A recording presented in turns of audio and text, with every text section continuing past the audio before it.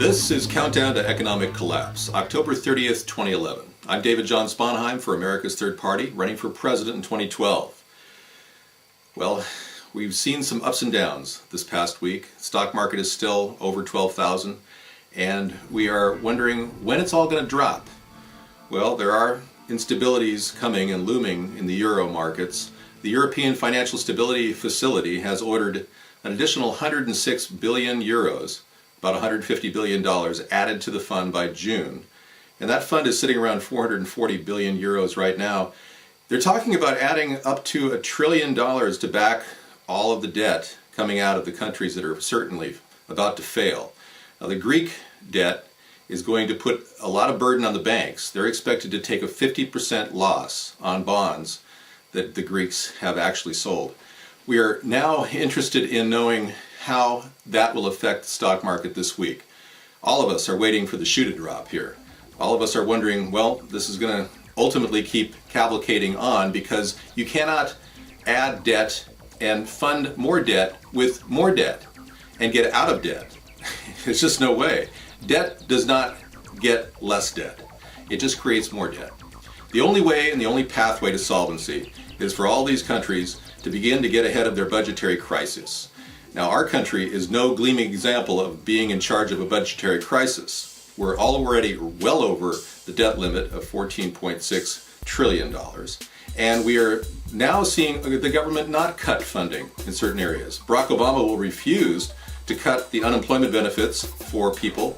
That's cost us, since Obama became elected, $450 billion just to provide unemployment insurance to people that are clearly not looking for a job. And this is something that is not going to correct our economy.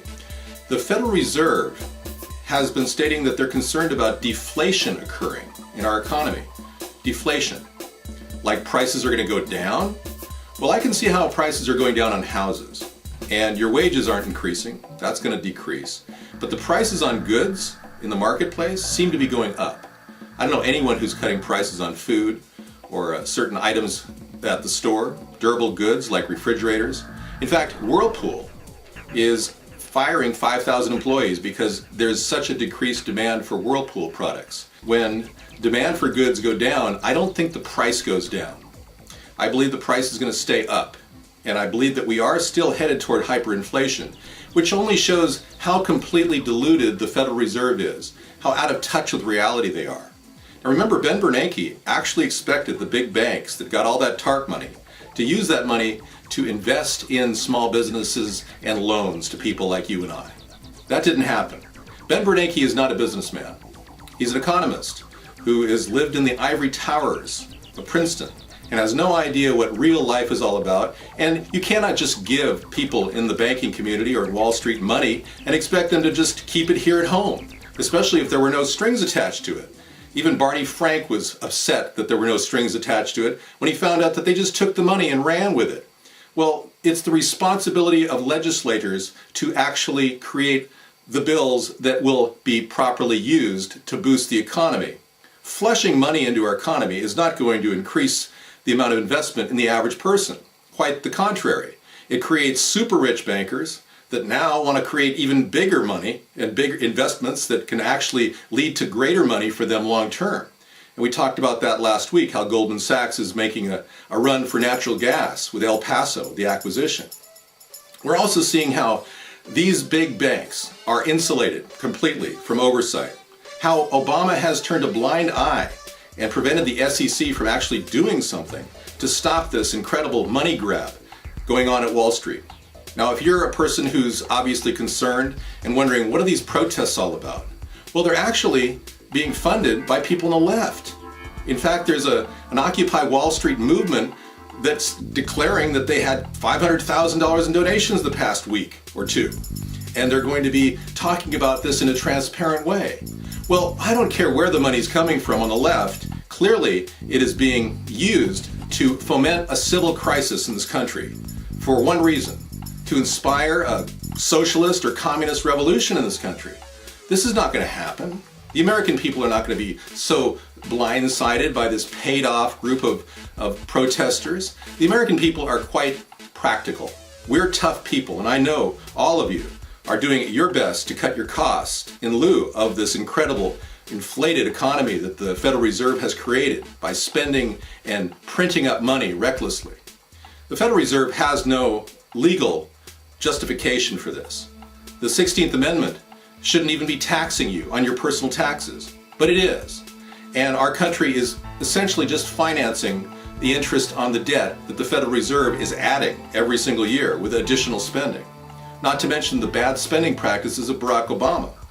Now, it's not just defined by the people on the left. The people on the right, Speaker of the House Boehner, is behind a $2 billion plan to have a loan guarantee for a nuclear uranium enrichment plant to be built. Why? We have enough spent nuclear fuel rods in storage units all around the country that are dangerous, that could be used using a brand new fast breeder technology that the government isn't even deploying right now. So we've got people like Orrin Hatch from Utah, who's pushing for $20 million to create geothermal support for a company that's already gone bankrupt. We don't have this kind of money to just throw around. Now, Barack Obama was implicated in the Solyndra solar company that went under, the California company that went under, and now his effort at damage control is to put together a presidential commission to look into this problem. Well, Barack Obama received a lot of donations from Solyndra. And guess who else is getting donations from the same lobbyist that supports Solyndra? Mitt Romney. You see how this two-party system is so tightly wound and connected? When it comes to money and spending and special interests and moneyed support for their campaigns, the two-party system is essentially the same party. And that's why we at America's Third Party believe strongly that in order to cut the budget $1 trillion a year, we're going to need to step away from the two-party system. I don't believe that Ron Paul can do that because he's a Republican and he's bought off. I believe that it takes a third-party candidate to truly cut the cake and go right through the middle and say, this is what needs to be done. If you don't like it, let's talk about it, let's find a compromise, but let's not kowtow to our moneyed interests. This is why a third-party candidate in the center of the political spectrum is essential right now. Now, if you're logical and believe that your country is clearly misguided and your government officials can't be trusted, I believe that you'll like what we have at our platform. Our platform is very simple. It's easily able to execute. We're going to be able to create the Homestead Renewal Plan using existing HUD dollars and allocate it toward buying up foreclosed and condemned properties at a discount and having the government get in the business of flipping those houses and creating jobs all the while. We anticipate over 1 million jobs to start across the country, fixing up houses and placing people in houses that are affordable, under $50,000, with fixed rate loans direct from the government. This would be a plan that would solve a lot of our immediate job needs, and we have another idea called the Solar Rooftop Installation Program, where all the houses in the country could have this offered for them. The money necessary to create the solar panels will come out of their electric bills. Over time, their electric bills will go down, and low-cost electric energy will be the thing of the future. And all these ideas can be executed rather quickly once I'm your president. I'm not going to stand around and bicker. I'm going to work with everyone on both sides of the aisle to come to a solid compromise on all these issues. We don't have enough time to waste between the two parties bickering back and forth and then siding with moneyed interests. We cannot allow elitists, multinational corporations to lead us around and take our trading position away from us worldwide. Let's not waste any time, folks. This is your chance to get behind a brand new political movement at America's Third Party. And I urge you to check out our blog TV show. We have it every weekday night, and you can visit us at the website on the screen and get there right away. We want to talk to you, we want your ideas, and we want your integration into the future of our nation. And I believe our nation will have a sustainable model for the economy and for growth, and sustainability will be the motto of the day. Around the world, they will see that we are leading by example, and we will not go deeper into debt.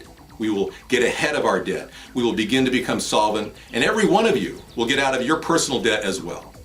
I'm David John Sponheim, and I support this message.